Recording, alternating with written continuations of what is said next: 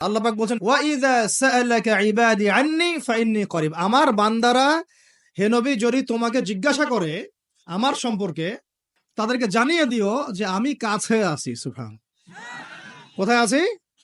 খুবই কাছে। উজিবু দাওয়াতাদ দাঈ ইযা দাআন, যখন দোয়াকারী দোয়া করে আমি তার দোয়া শুনি। কে শুনে? কবরে শয়িত মানুষ শুনে? হ্যাঁ, ওই মাজারে গিয়ে শুনে? অমুক বাবা তমুক বাবা শুনে? কে শুনে? ইন্নী করিব উজিবু দাওয়াতাদ দাঈ ইযা দাআন ফালইস্তাজিবু লি ওয়াল ইউমিনু বি লাআল্লাহুম ইয়ারশুদুন। ঠিক আছে না একটা? অতএব আমি যেহেতু বান্দার দোয়া শুনি, তারাও যেন আমার ডাকে সাড়া দেয়। আল্লাহর ডাক মানে কি? হাইয়া আলাস সালাহ, এটা আল্লাহর ডাক না? যাকাত ফরজের ডাক, যাকাত দিবে, আল্লাহ পাক আহ্বান করছেন না? রমাদান মাস এসেছে, রোজা রাখো, কার আহ্বান এগুলো? তো আমি যখন ডাকবো সেও যেন আমার ডাকে সাড়া দেয়। আর ওয়াল ইউমিনু বি, এবং আমার প্রতি ঈমান রাখে, এতে করে তারা সুপথ প্রাপ্ত হবে ইনশাআল্লাহ। তাকওয়া সম্পর্কে নবীজি আরো একটা হাদিসে বলেছেন, আর তাকওয়া ও হা হুনা। তাকওয়া হা হুনা বলতে তিনি বুকের দিকে ইশারা করছেন, মানে তাকওয়া আপনার লেবাস পোশাকে না। আমি পাগড়ি জুব্বা পরে বসে আছি মানে এই না যে আমি আপনার চেয়ে বেশি মুত্তাকি, যদিও এটা তাকওয়ার পোশাক। মুত্তাকি মানুষরা ঢিলাঢালা পোশাক পরবেন, নবীর সুন্নত অনুসরণ করবেন, এটা একটা বৈশিষ্ট্য। কিন্তু এমন হতে পারে আমার চেয়ে আপনার তাকওয়া বেশি, হতে পারে কিনা? আর তাকওয়া হা হুনা, তাকওয়া কলিজার ভিতরে, কলমের ভিতরে। ওই আলহাজ টাইটেল লাগালেই যেমন জান্নাতে যাওয়া যাবে না, শুধু আলহাজ টাইটেল লাগালে কি জান্নাতে যাওয়া যাবে?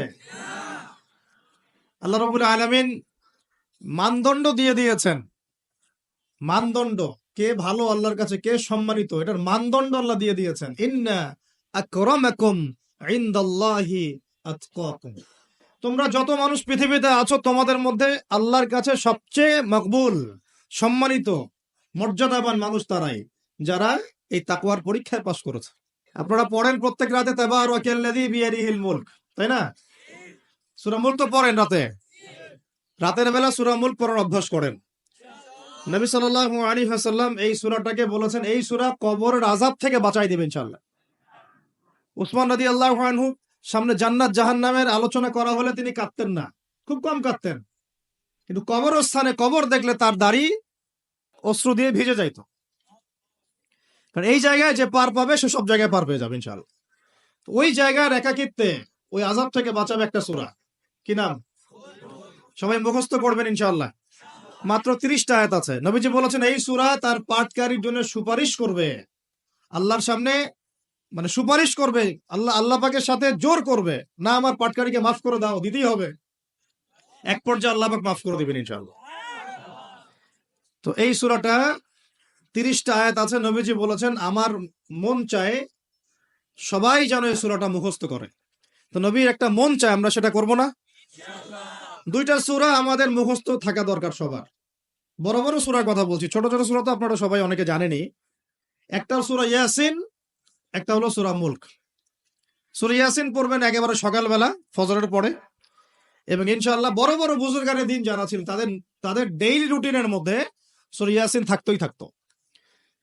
এটা তেলাওয়াত করে তারা হাজত পেশ করতেন আল্লাহর কাছে, এবং এর ওসিলা আল্লাহ পাক ওই হাজত পূরণ করে দিতেন। এটা পরীক্ষিত আমল। সূরা ইয়াসিন সবার কলেজের মধ্যে থাকা চাই, আল্লাহ পাক তৌফিক দান করেন। আর রাতের বেলা পড়বেন সূরা মুলক। কোন সূরা? যদি আরো পড়েন সূরা ওয়াকিয়া পড়বেন। অনেকে বলেন রিজিকের সমস্যা, রিজিকের সমস্যা দূর হওয়ার অন্যতম একটা আমল হচ্ছে সূরা ওয়াকিয়ার তেলাওয়াত। রাতের বেলা কোন সূরা? ইযা ওয়াকাআতিল ওয়াকিআ লাইসা লিওয়াকাআতিহা কাযিবা, এই সূরাটা তেলাওয়াত করবেন রাতের বেলা। আরো একটা সূরা আছে রাতে তেলাওয়াত করার জন্য, আলিফ লাম মিম সিজদা। আলিফ লাম মিম সিজদা, এটাও তেলাওয়াত করতে পারেন।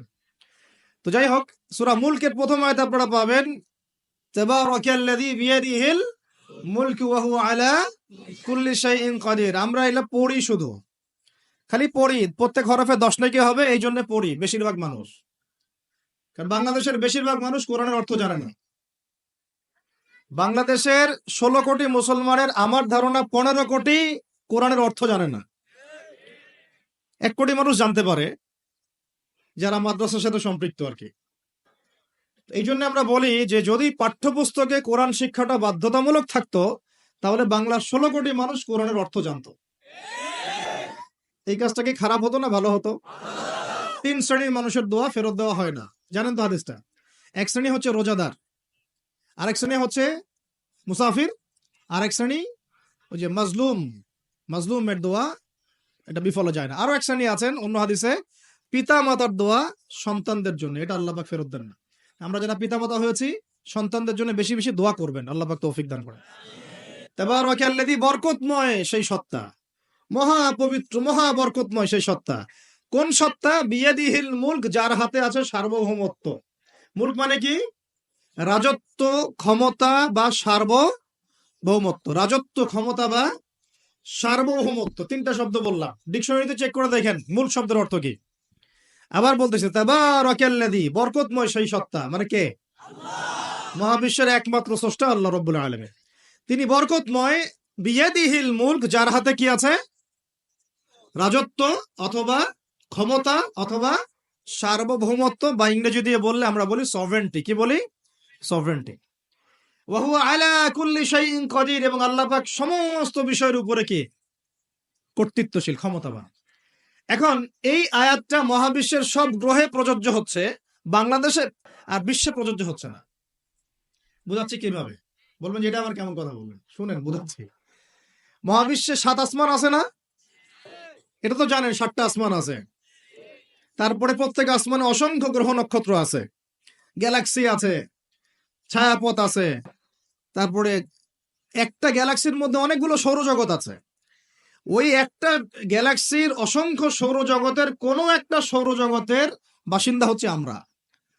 ওই সৌরজগতের মধ্যে এই যে আমাদের 10টা 12টা গ্রহ আছে, সেই গ্রহের কোনো একটা গ্রহের, কোনো একটা দেশের, কোনো একটা কি জেলার, কোন একটা শহরের কোন একটা মাঠে বসে আপনি এখন এই বয়ান শুনতেছেন। কথা বুঝতে পারতেছেন?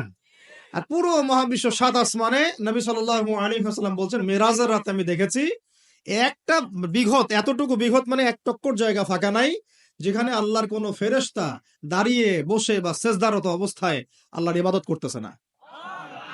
তাহলে পুরো মহাবিশ্বে কার রাজত্ব চলতেছে? এখন এই পৃথিবীর দিকে তাকান, আমরা বললাম তাবারাকাল্লাযী বিয়াদিহিল মুলক, আল্লাহর হচ্ছে সার্বভৌমত্ব, ক্ষমতা কার? আল্লাহর। কিন্তু এখন জমিনের দিকে আপনি তাকান, এই বিশ্বের সার্বভৌমত্ব চলতেছে জাতিসংঘের। কার? এই বিশ্বের রাজনৈতিক মোড়ল জাতিসংঘ। আপনি ইসলামিক বিধানের কথা যতই বলেন তারা মানবে না, মানবে না, সোজা কথা। আপনি যদি বলেন কোরআন এবং হাদিস এবং সর্বশেষ নবী মুহাম্মদ সাল্লাল্লাহু আলাইহি ওয়াসাল্লাম আমাদেরকে এইগুলো দিয়ে গেছেন, আল্লাহ পাক এইগুলো নাজিল করছেন, আসেন এইগুলোর আলোকে বিশ্ব করি, ওরা মানবে না। বরং ওরা আপনার উপর যুদ্ধ ঘোষণা করবে। কি করবে? এ হচ্ছে এই বিশ্বের সবচেয়ে বড় তাগুত, সবচেয়ে বড় কাফের, সবচেয়ে বড় মুশরিক, সবচেয়ে বড় মুনাফিক। ও যদি বলে যে কোরআন বাদ দিতে হবে, আমার মাথায় যে বুঝ আসে ওই বুঝ অনুযায়ী চলবো, তাহলে সারা বিশ্ব বলবে হ্যাঁ এটাই ঠিক। নাউজুবিল্লাহ। অর্থনৈতিক মোড়ল সে যদি বলে আল্লাহ বা কোরআনে সুদ হারাম করছেন, তো কি হয়েছে? আমাদের ব্যাংকিং সিস্টেম চলবে সুদের উপর, সারা বিশ্ব বলবে এই যে সামি'না ওয়া আতা'না, ইয়েস স্যার, শুনলাম মানলাম। কথা বুঝেন না আমার? ও সারা বিশ্বকে যদি বলে ওদের ব্যাংকিং সিস্টেম, যে প্রত্যেকটা ব্যাংকিং সিস্টেম চলবে সুদ ভিত্তিক, আল্লাহ কোরআনে হারাম করুক আর হালাল করুক দেখার দরকারই নেই আমাদের। নাউজুবিল্লাহ। মানলে ইচ্ছা হলে মানেন, না ইচ্ছা হলে আমরা বোম মেরে উড়াই দিব। ইচ্ছা হলে মানেন, না হলে কি একেবারে দিব শেষ করার জন্য অনেক অস্ত্র আছে ওদের। যারা পলিটিক্যাল অ্যাফেয়ার্স ঘাটাঘাটি করেন তারা জানেন এদের 72টার মতো অস্ত্র আছে। যেই সুদ সম্পর্কে আল্লাহ পাক কোরআনে বলেছেন, যদি সুদ না ছাড়ো তাহলে আল্লাহ এবং তার রাসূলের সাথে যুদ্ধের ঘোষণা শুনে রাখো। কথা বোঝা যাচ্ছে না মনে হয়? আল্লাহ পাক কোরআনে বলছেন সুদ যদি না ছাড়ো, সুদ যদি তোমরা মুসলমানরা মুমিনরা না ছাড়ো, তাহলে আল্লাহর সাথে এবং রাসূলের সাথে যুদ্ধের ঘোষণা শুনে রাখো। সূরা বাকারা পড়েন। আল্লাহ পাক বলছেন, ইয়া আইয়ুহাল্লাযীনা আমানু ইত্তাকুল্লাহ ওয়া যারু মা বাকিয়া মিনার রিবা ইন কুনতুম মুমিনিন ফাইন লাম তাফআলু ফাআযানু বিহারবিন মিনাল্লাহি ওয়া রাসূলিহি। তাহলে আল্লাহ পাক এখানে বলছেন হারাম, যদি খাও তাহলে আল্লাহর সাথে যুদ্ধ করতেছো, নবীর সাথে যুদ্ধ করতেছো। ওরা বইলা দিল এটা ফরজ, কি কি এটা? তুই মানলে মান, না মানলে যা, তোর ব্যাপারে ব্যবস্থা আমরা পরে নিব। তাহলে আমরা এই পুরো বিশ্বে এখন কার সার্বভৌমত্ব চলতেছে? কোরআনে? জি না। কোরআন ওই তেলাওয়াত করার জন্য রেখে দেওয়া হয়েছে। কিসের জন্য? ঘরের ঘরের কোনায় তেলাওয়াত করেন আপনি কোরআন, কোনো সমস্যা নাই। তো এই তাকওয়ার শিক্ষাটা দেওয়ার জন্য রমাদান আসে। শিক্ষা নাম্বার 1, রোজা রাখবো রাখার মতো। রোজা রাখবো কি? যাতে তাকওয়া অর্জন করা যায়। রোজা রেখে আমি যেমন হালাল ছেড়ে দিয়েছি, রোজা রেখে আমাকে আমার সমস্ত হারাম ছাড়তে হবে। আর এই হারাম শুধু 1 মাস ছেড়ে দিব এমন না।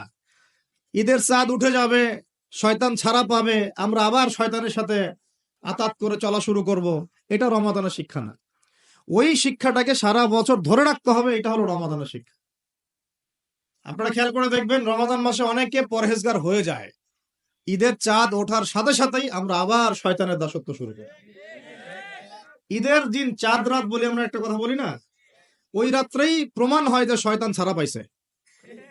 যেভাবে ধুম ধারাক্কা গান বাজনার, বেলাল্লাপনার, পিকনিক টিকনিক এগুলো হয়, বোঝা যায় শয়তান এতদিন বন্দী ছিল 1 মাস, এখন ছাড়া পাইছে।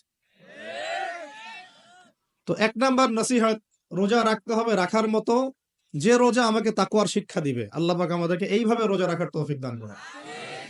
2 নাম্বার, আল্লাহ পাক তার আগে একটা কথা বলে নেই, এটা পরে ভুলে যাবো আর কি। এই যে শুনলেন কুতিবা আলাইকুমুস সিয়াম, কুতিবা আলাইকুমুস সিয়াম, শুনছেন? অনেকে তো জানে, এখানে তালেব ইলম অনেকে আছেন, ওলামায়ে কেরামও আছেন, তাদেরকে ওয়াজ করার কিছু নাই আমার, আমি সাধারণ মানুষের জন্য বলছি। কুতিবা আলাইকুমুস সিয়ামের আগেও 2টা কথা আছে এই কিতাবে। সূরা বাকারার আয়াত বলছি, সূরা বাকারার মধ্যে কুতিবা আলাইকুমুস সিয়ামের আগেও কুতিবা আলাইকুম দিয়ে আরো 2টা কথা আছে। ঠিক আছে? এটা তো বুঝলেন, কুতিবা আলাইকুমুস সিয়াম, সিয়াম ফরজ করা হয়েছে। ঠিক একটু আগে যাবেন, 2-1 পৃষ্ঠা আগে গিয়ে দেখবেন আল্লাহ পাক আয়াত নাজিল করেছেন, কুতিবা আলাইকুমুল কিসাস, তোমাদের উপরে কিসাসকেও ফরজ করা হয়েছে। কি ফরজ করা হয়েছে? ওই যে কুতিবা আলাইকুমুস সিয়াম তো বুঝলো, এটা রোজা রাখতেছে 1 মাস, তো কুতিবা আলাইকুমুল কিসাস বুঝে না। কুতিবা আলাইকুমুল কিসাস আর কুতিবা আলাইকুমুস সিয়াম একই মিজানে না? ভাইরা বুঝতে পারতেছেন তো আপনারা? একই মিজানে, একই ওজনে না? তো কুতিবা আলাইকুমুল কিসাস, তোমাদের উপরে কিসাসকেও ফরজ করা হয়েছে। তোমাদের বলতে আমাদের সবার উপরে, মুসলিমদের উপরে। কিসাসটা কি? কিসাসটা কি? কেউ যদি কোনো ভাইকে অন্যায়ভাবে হত্যা করে, তাকেও সেভাবেই হত্যা করতে হবে, এটা হলো কিসাস। হাতের বদলে হাত, চোখের বদলে চোখ, কি কানের বদলে কান, এমনকি দাঁতের বদলে দাঁত, এর নাম কিসাস। আছে বাংলার জমিনে? আছে? কুতিবা আলাইকুমুস সিয়াম আছে আমাদের সমাজে, কুতিবা আলাইকুমুল কিসাস জাদুঘরে আছে। কোথায় আছে? ওটা ইমপ্লিমেন্ট করতে গেলে জাতিসংঘ বলবে যে আমরা মৌলবাদী হয়ে গেছি।